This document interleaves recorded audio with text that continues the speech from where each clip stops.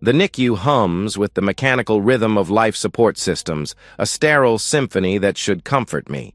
Instead, it sounds like a countdown.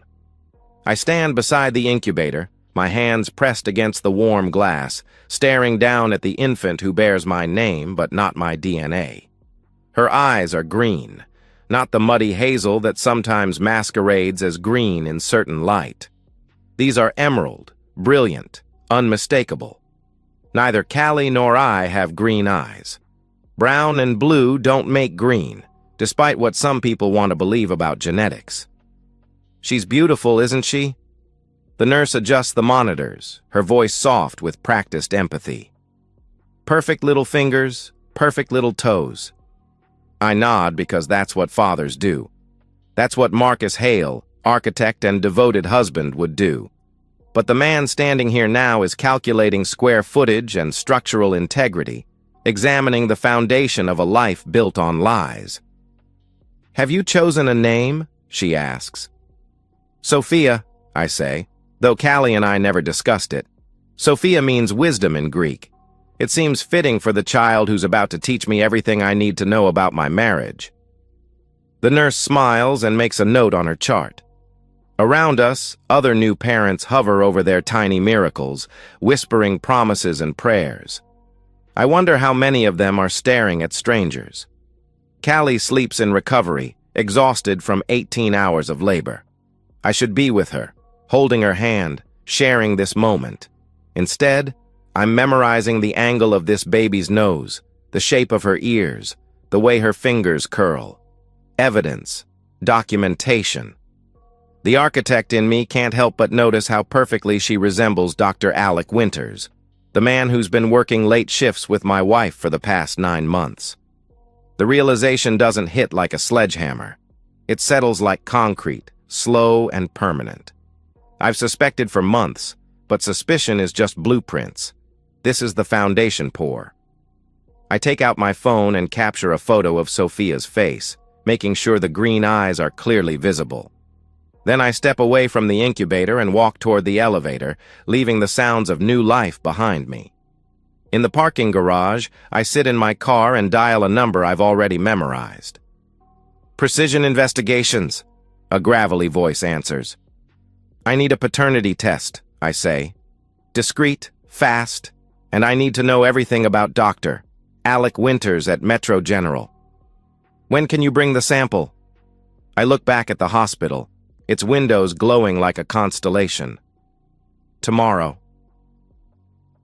8 years ago, I thought I'd found the woman I'd grow old with. Callie had this way of organizing chaos that appealed to the architect in me. While I designed buildings, she managed lives, other people's children, their scraped knees and forgotten lunches and parents who worked too much. We fit together like mortise and tenon joints, each of us filling the spaces the other left empty. I provided stability. She provided warmth. I handled the finances. She handled everything else. Our conversations were practical, efficient, comfortable. "I'll be late tonight," she'd say, grabbing her keys from the hook by the door. "Jenny's having complications." Jenny was always having complications. So was Maria and Sarah, and whatever name belonged to the crisis of the week. I'd heat up leftovers and work on blueprints until she came home, usually after midnight, smelling like antiseptic and exhaustion. "How was your day?" I'd ask. "Long," she'd answer, already heading for the shower. This was our rhythm for years. I convinced myself it was the natural evolution of marriage. Less talking, more understanding. Less romance, more partnership. I designed buildings that would stand for centuries, and I thought I was doing the same with our relationship. The first crack appeared 2 years ago, so subtle I almost missed it. Callie started sleeping with her phone face down. She'd check it during dinner, claim it was work, then smile at the screen in a way that made my chest tighten. "New protocol at the hospital," she explained when I asked about the increased hours. "We're trying to reduce infant mortality rates." Noble work. Important work. Who was I to question it? The second crack. She started talking about Dr. Winters. Not often, but enough that I noticed the pattern. He was brilliant, she said, dedicated. He'd stayed late to help with a difficult case. He'd brought coffee for the night shift. He'd recommended a new procedure that saved a baby's life. I looked him up. 42 years old, divorced, department head. The kind of man who looked good in scrubs and probably knew it. In his professional headshot, he had green eyes and the easy confidence of someone accustomed to being admired. The third crack was the hardest to ignore. Callie stopped touching me. Not all at once. That would have been too obvious. But gradually, like a building settling on a weak foundation. Fewer kisses goodbye. Less hand-holding during movies. When I'd reach for her in bed, she'd claim exhaustion or stress or an early morning. Maybe we should plan a vacation, I suggested one evening, watching her scroll through her phone instead of eating dinner. Can't right now, she said without looking up. Too busy at work. But she wasn't too busy to text whoever made her smile at her screen. She wasn't too busy to work late shifts that lasted until sunrise. She wasn't too busy to stop by the hospital on weekends, claiming she'd forgotten something in her locker. I should have confronted her then, should have demanded answers, insisted on counseling, fought for what we'd built together. Instead, I did what architects do when they notice structural damage. I began documenting everything, planning for the inevitable reconstruction. Because I loved her, and because I trusted her, and because I never imagined that the woman who dedicated her life to protecting children would lie to me about carrying someone else's. The DNA results arrive on a Tuesday, sealed in an envelope that weighs less than an ounce but feels like a wrecking ball. I don't open it in the office. Too many eyes, too many questions. Instead, I drive to the construction site of my latest project, a medical complex that won't be finished for another year. I sit in my truck, surrounded by concrete and steel, and tear open the envelope. Probability of paternity, 0%. The words blur for a moment, not from emotion, but from the sheer mathematical certainty. 0%.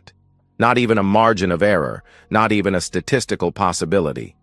Sophia is no more mine than the stranger walking down the street. I fold the paper carefully and slip it into my briefcase, then call Peterson at Precision Investigations. What did you find on Winters? I ask. Busy man. Divorced 3 years ago. Wife cited infidelity. Works a lot of nights, has a reputation for, let's call it unprofessional relationships with colleagues. Evidence? Hotel receipts, credit card charges, a few photos.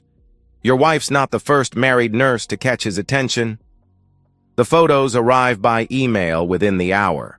Callie and Winters entering the Marriott downtown. Callie and Winters at a restaurant I've never been to. Callie and Winters in his car, her hand on his thigh, his lips on her neck.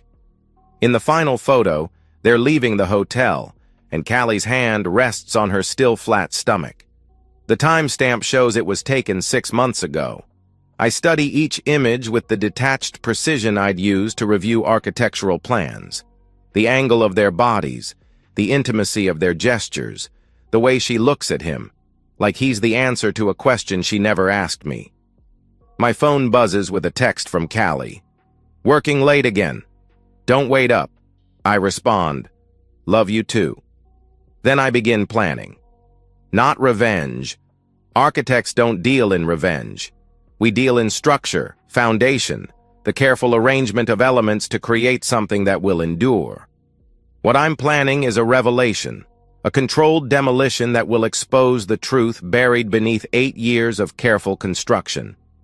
Peterson sends me shift schedules, showing how perfectly Callie and Winters have aligned their hours, bank records revealing the hotel charges on her credit card, text messages recovered from her phone company, each one more damning than the last. Can't wait to see you tonight. M misses you. Told David I'm covering for Jenny again. He never questions it. What if he finds out about the baby? He won't. He trusts me completely. The final message, sent just hours before Sophia's birth. She's going to have your eyes. I can feel it. I print everything, organize it chronologically. Create a timeline that reads like a blueprint for betrayal. Then I do what I do best. I design something that will stand the test of time. The baptism is scheduled for next Sunday. Callie's parents will be there, mine too. Her sister from Portland, our friends from church, everyone who's watched us build what they thought was a solid marriage. They deserve to know the truth, and I'm going to show them. The church social hall buzzes with conversation and the clink of coffee cups against saucers.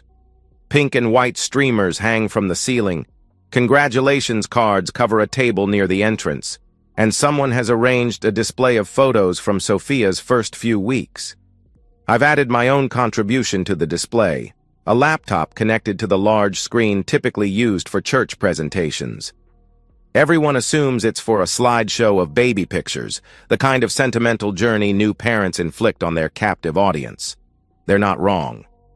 "She's absolutely beautiful," Mrs. Patterson from down the street gushes to Callie, who's holding Sophia near the baptismal font. "Those eyes, so striking." "David's grandmother had green eyes," Callie says smoothly, the lie flowing as easily as water. "Must be a recessive gene. I've never mentioned a green-eyed grandmother because I've never had one, but Callie has become an expert at rewriting history to fit her narrative." Dr. Winters stands near the back of the room with his wife, Rebecca, and their 2 young sons. He's wearing a navy suit and an expression of mild discomfort, like a man attending a party he'd rather skip. Occasionally, his eyes find Callie across the room, and I catch the brief flicker of something that passes between them. "David," Father Martinez approaches with his usual gentle smile. "Are you ready to begin the ceremony?"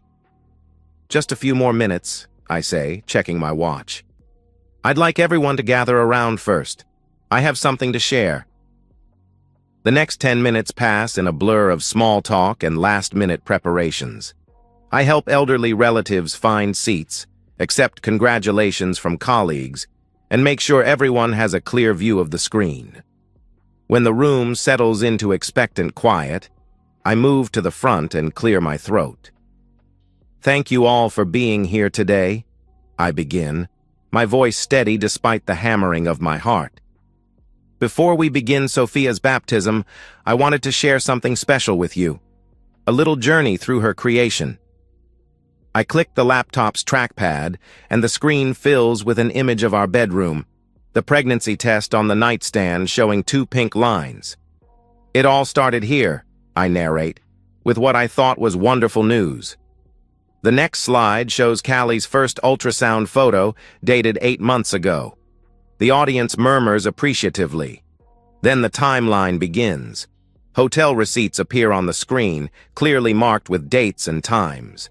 Callie's credit card number is visible, along with charges for rooms booked during her supposed late shifts. The murmur turns to uncomfortable silence. Security camera footage follows. Callie and Dr. Winters entering the Marriott, their body language unmistakably intimate. Another angle shows them in the elevator, his hand on her waist, her lips close to his ear. "David!" Callie's voice cuts through the silence, sharp with panic. "What are you doing?" I don't answer. The slides continue. Text messages fill the screen, enlarged and highlighted. Each exchange more damning than the last, a chronological record of deception that spans months. "He's working late again. We have the whole night. Told him I'm covering Jenny's shift. Sometimes I think he's too trusting for his own good. What if the baby looks like you? We'll deal with that when we get there." Someone gasps. A chair scrapes against the floor. I can hear Father Martinez's sharp intake of breath, but I keep my eyes on the screen. The final slide appears. The DNA test results, the laboratory letterhead clearly visible, the conclusion stark and undeniable. Probability of paternity, 0%. The silence that follows is absolute.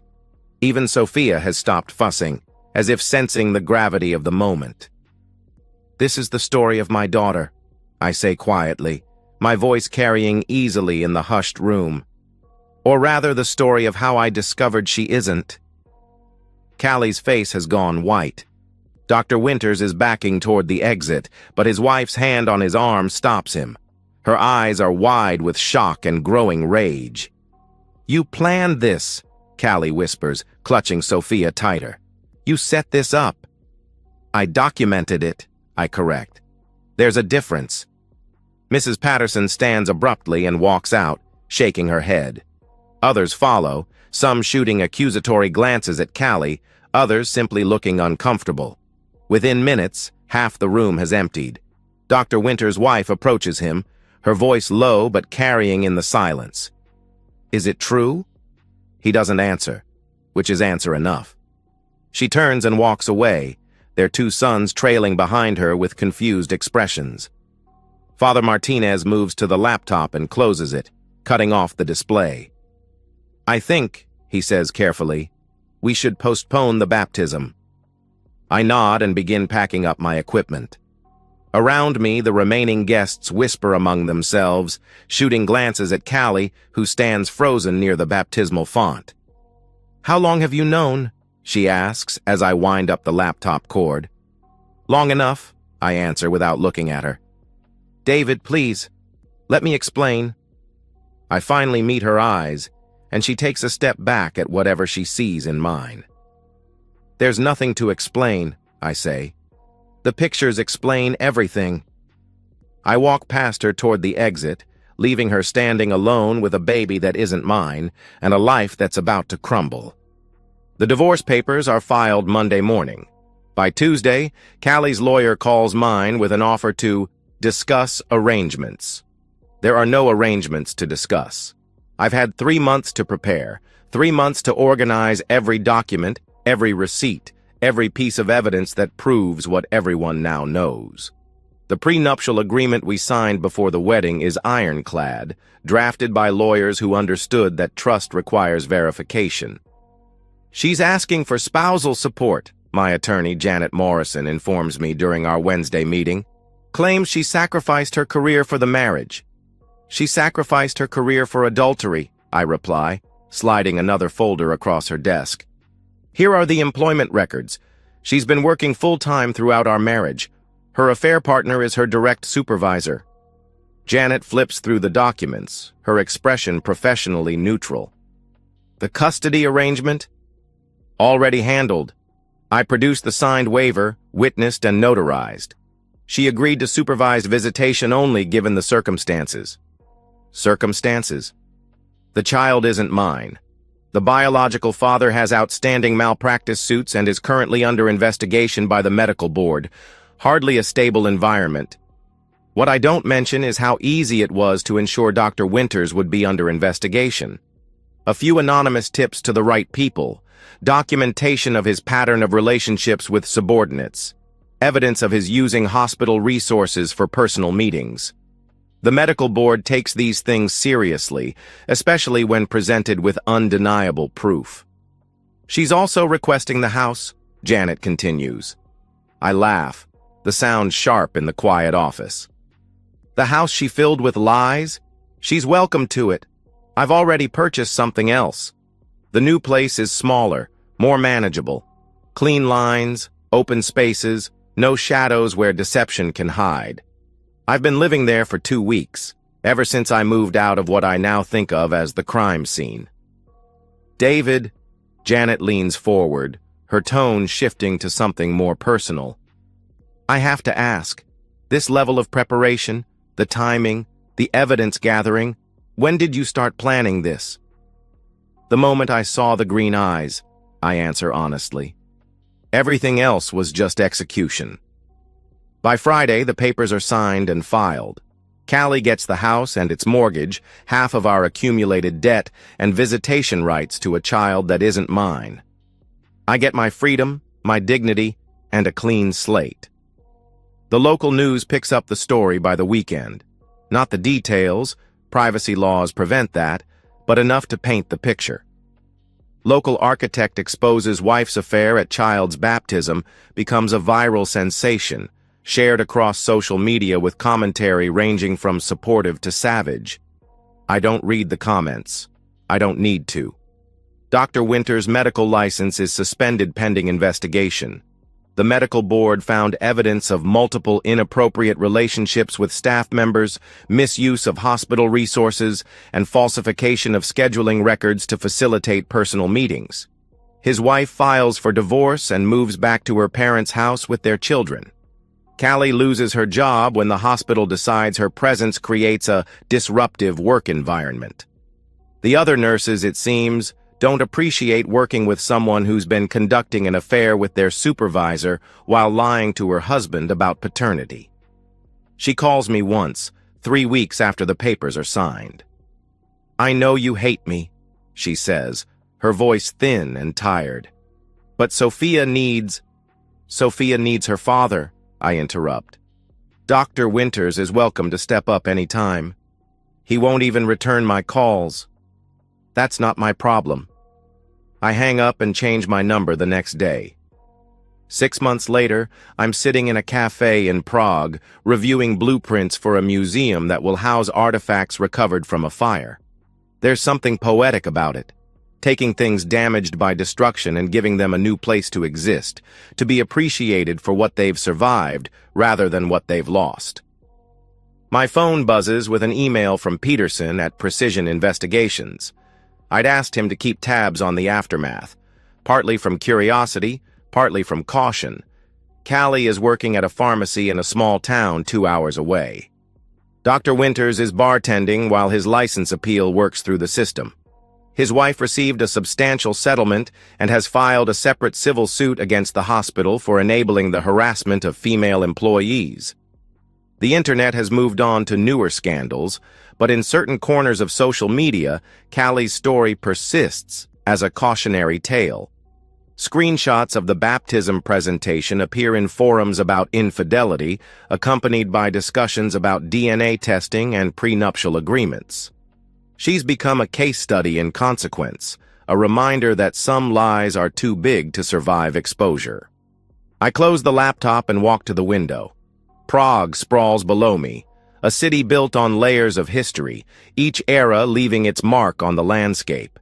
Destruction and reconstruction, over and over, until something beautiful emerges from the ruins. I don't miss her. I never really had her to miss, just the illusion she'd constructed, the performance she'd maintained. What I miss is the simplicity of believing in something that was never real. My phone rings.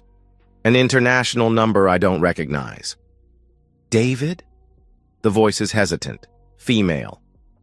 "This is Rebecca Winters, Alex's ex-wife." I'm quiet for a moment, processing. "How did you get this number?" "I hired an investigator. I wanted to thank you." "For what?" "For having the courage to tell the truth. For showing me what I was too afraid to see." We talk for 20 minutes. She tells me about the other women, the pattern of behavior that went back years, the gaslighting and manipulation that made her question her own perceptions. She thanks me again for the slideshow, for forcing everything into the light where it couldn't hide. "I've been thinking about what you did," she says before we hang up. "It wasn't revenge. It was architecture. You built something that could withstand scrutiny." After she hangs up, I sit in the quiet cafe and think about structures that endure. The ones that last aren't built on beauty or comfort. They're built on truth. They can be examined from any angle, tested under pressure, and they hold. Tomorrow I'll fly to Berlin, then to Milan, then back to the States to break ground on a new project. I'll design buildings that will outlast their creators, structures that serve their purpose without pretense or deception. I won't build another marriage. I won't risk another foundation that can be undermined by lies. But I'll build other things, monuments to honesty, testaments to the power of truth revealed. And sometimes, late at night in hotel rooms around the world, I'll remember the look on Callie's face when the screen filled with evidence of her betrayal. Not anger or surprise, but recognition. The look of someone who finally understood that some structures, once damaged, can't be repaired. They can only be demolished, so something honest can be built in their place. The cafe closes around me, and I pack up my blueprints. Outside, Prague's ancient streets stretch in all directions, each path leading somewhere new. I choose one at random and start walking, an architect moving through a city built on the bones of its own reconstructions, comfortable in the knowledge that some things are worth tearing down, even if you built them yourself. And that's the end of today's story. If you enjoyed it, please give this video a thumbs up and drop a comment below. Your support helps the algorithm push my content further. If you're new to the channel, don't forget to hit that subscribe button. It really helps me keep creating more stories for you. Thanks for watching, and I'll see you in the next one.